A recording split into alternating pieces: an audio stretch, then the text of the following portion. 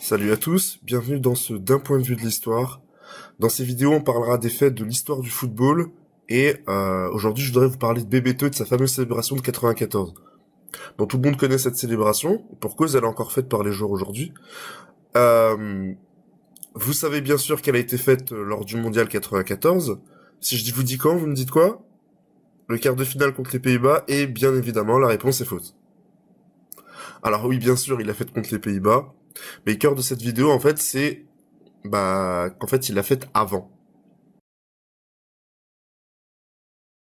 Remettons-nous dans le contexte. Nous sommes dans le deuxième match de poule entre le Brésil et Cameroun. Donc il y a 2-0 pour le Brésil et en fait Bebeto il va marquer le troisième but. Et là il va faire sa célébration. Sauf qu'en fait le réalisateur il va tout rater. En fait ça commence dès le but. C'est-à-dire qu'au départ, là on le voit, il y a un 6 mètres pour Tafarel et on voit sur les images que le ballon il est pas allé bien loin, il a été ramené par le panneau publicitaire. Donc en fait la relance ça va être faite rapidement en moins de 10 secondes. Sauf que là le réalisateur comme vous voyez, il se lance dans plusieurs plans et des ralentis qui vont durer en fait 25 secondes. Voilà, regardez. Là le jeu il a déjà repris hein. Et en fait, quand il reprend le direct, bah en fait il y a Romario qui est sur le point de marquer. Il est contré et il y a Bebeto qui surgit pour marquer dans le fermé. Et là, pas de Bebeto dans le champ. Voilà. On te met Romario, ils te mettent même le nom, voilà, ils te mettent son nom.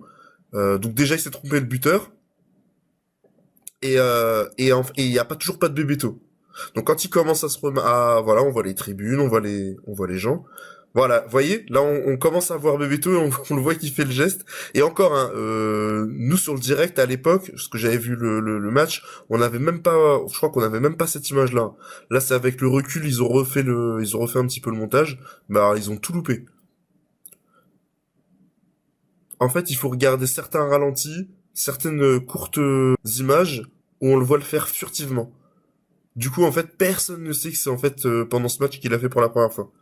C'est aussi pour ça que j'aime pas trop ces gros plans sur les joueurs. Bon, pendant les célébrations, ça se comprend, mais dans les matchs, pendant les matchs, franchement, c'est relou. Des fois, on aimerait bien voir un peu tout en grand. Alors, le top, ce serait d'avoir le choix des images, avec le choix entre la diffusion du réalisateur et une diffusion, on va dire, un petit peu plus brute. Euh, Mais bon. Alors attention, hein, je dis pas que ces gros plans ils sont inutiles et qui servent à rien. Parfois ça donne des images de ouf.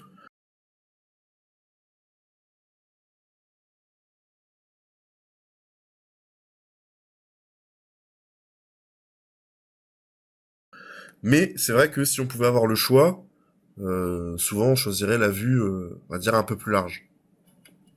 Et donc pour en revenir à Bebeto, personne n'a vu que le trio Bebeto, Leonardo, Mauro Silva, a fait son geste là.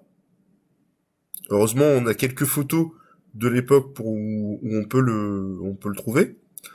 Mais et voilà, et du coup bah on a vu 2 semaines plus tard le trio Mazinho, Bebeto, Romario que tout le monde connaît. Cette fois le réalisateur n'a pas manqué la séquence qui a été une image forte de ce mondial américain qui était un des plus beaux que j'ai vu de mes yeux.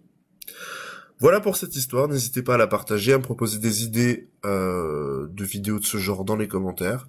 On se retrouve pour un prochain d'un point de vue de l'histoire. Salut.